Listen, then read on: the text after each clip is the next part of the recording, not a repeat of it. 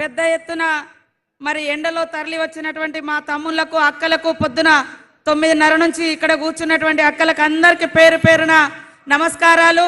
మన అభిమాన నాయకుడు యొక్క రాష్ట్రాన్ని అభివృద్ధి పదంలో నడిపిస్తూ మరి అక్కలందరినీ కూడా కోటీశ్వర్లను చేయాలి, యువతకు అందరికీ ఉద్యోగ ఉపాధి అవకాశాలు కల్పించాలి, రైతన్నలను మరి ఆదుకోవాలి, రైతన్నలను రాజులను చేయాలన్నటువంటి లక్ష్యంతో ఇందిరమ్మ పరిపాలన సాగిస్తున్నటువంటి మన అభిమాన నాయకుడు గౌరవనీయులు శ్రీ రేవంత్ రెడ్డి గారికి, పెద్దలు గౌరవనీయులు మన మంత్రి గారు దుద్దిల శ్రీధర్ బాబు గారికి, మరి అదే విధంగా వేదిక మీద ఉన్నటువంటి ఎమ్మెల్యే గారికి, సుగుణ గారికి, వేదిక మీద ఉన్నటువంటి మాజీ ఎమ్మెల్యేలకు, ఇతర సీనియర్ నాయకులకు, పత్రికా మీడియా సోదరులకు అందరికీ కూడా హృదయపూర్వక నమస్కారాలు, ధన్యవాదాలు తెలియజేస్తా ఉన్నాను.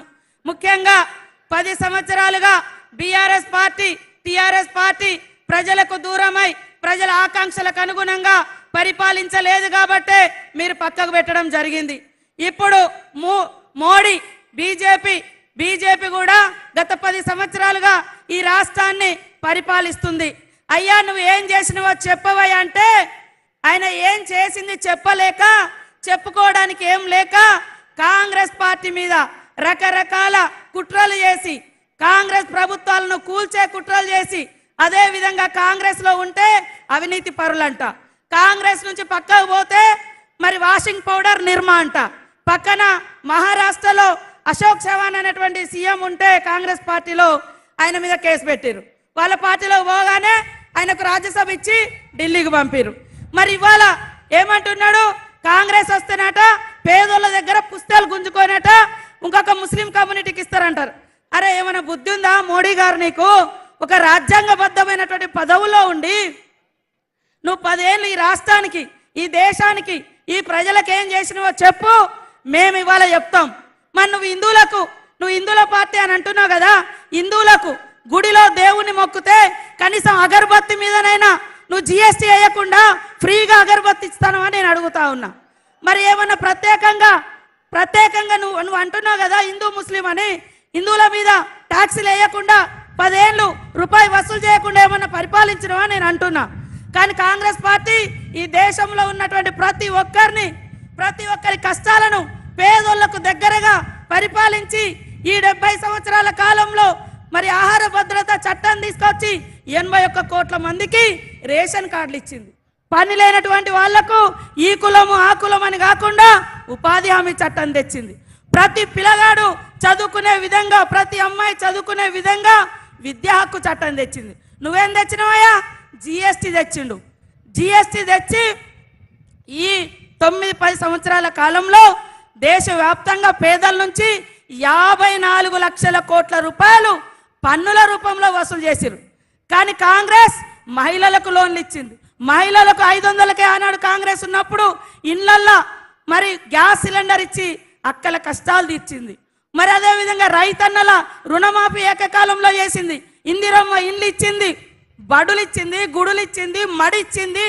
ఇవాళ వ్యవసాయ రంగాన్ని అద్భుతంగా ఇవాళ కడెం ప్రాజెక్టు కావచ్చు ఆదిలాబాద్లో, మరి శ్రీరామ్ సాగర్ నిజామాబాద్లో కావచ్చు, ఇవన్నీ తెచ్చినాం. మీరేం తెచ్చిరా? ఒక్కటన్నా ఇవాళ ఏమన్నంటే అయోధ్య పేరుతోటి ఊరూర్లో వసూలు చేసుకున్నారు, తీసుకుపోయి అక్కడ కట్టిరు, సంతోషం. కానీ మాకేమిచ్చిర్రు? ఊళ్ళలో ఏమిచ్చిర్రు? ఇల్లు ఇచ్చిరా? తమ్ముళ్ళు ఉద్యోగం ఇచ్చిరా? రుణమాఫీ చేసిరా? మరి 2019లో రైతన్నలకు అందరికీ 2000 రూపాయల చొప్పున పెన్షన్ ఇస్తా అన్నారు, ఇచ్చిరా? 2000 ఉద్యోగాలు ఇస్తాం సంవత్సరానికని 22 కోట్ల ఉద్యోగాలు అని చెప్పి ఆ లెక్కన 20 కోట్ల ఉద్యోగాలు రావాలి మనకు. వచ్చినాయా? మా అక్కలు మరి జన్ధన్ ఖాతాలు దన్ తెరవండి అని చెప్పిండు మోడీ. కనీసం 15 లక్షలు వేస్తా అన్నాడు, వేసిండా? ఏమి వేయలే. ఏమన్నంటే కొట్లాటలు పెడుతున్నాడు, చేసింది ఏమి లేదు చెప్పుకోవడానికి. కాబట్టి దయచేసి ఇవాళ భారత రాజ్యాంగాన్ని తీసుకొచ్చింది కాంగ్రెస్. ఇవాళ మోడీ ప్రధానమంత్రి ఒక ఛాయవాలా నేను ప్రధానమంత్రి అయినా అని చెప్పుకుంటున్నాడు. అలాంటి స్వేచ్ఛనిచ్చినటువంటి భారత రాజ్యాంగాన్ని తీసుకొచ్చింది కాంగ్రెస్.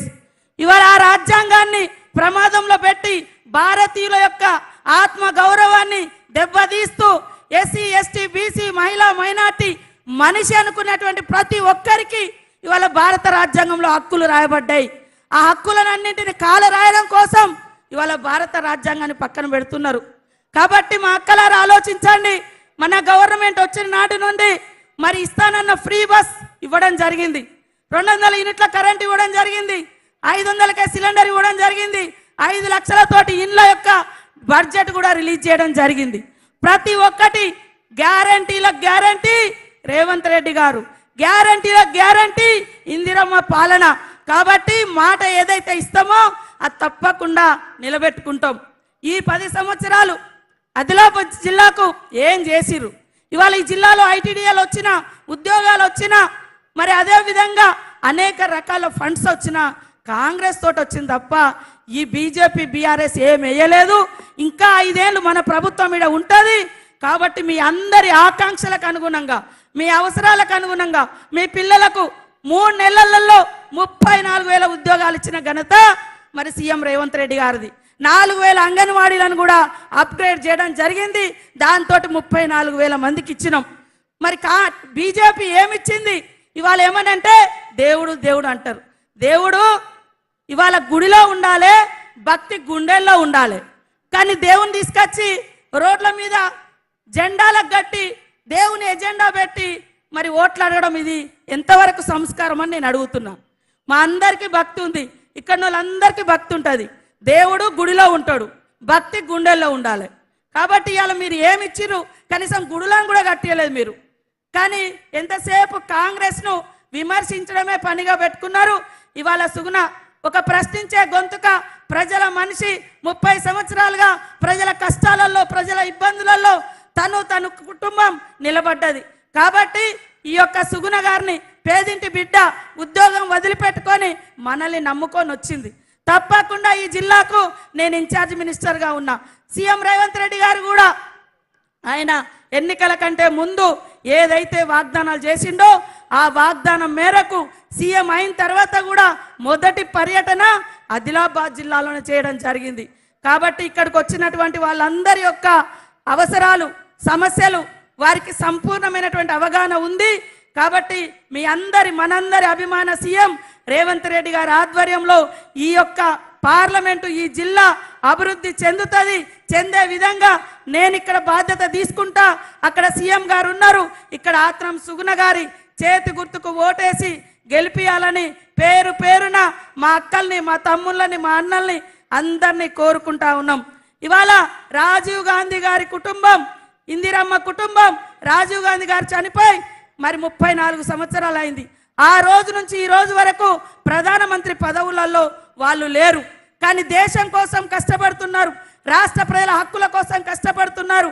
కాబట్టి ఒక్క అవకాశం ప్రజాస్వామిక పోరాట యోధుడు, రాజ్యాంగాన్ని కాపాడే లక్ష్యంతో పోరాడుతున్నటువంటి రాహుల్ గాంధీ గారిని ప్రధానమంత్రిని చేద్దాం.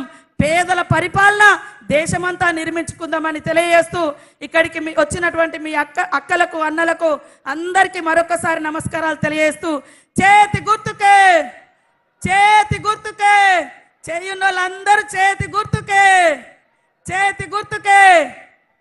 ఇప్పుడు గౌరవనీయులు పెద్దలు మన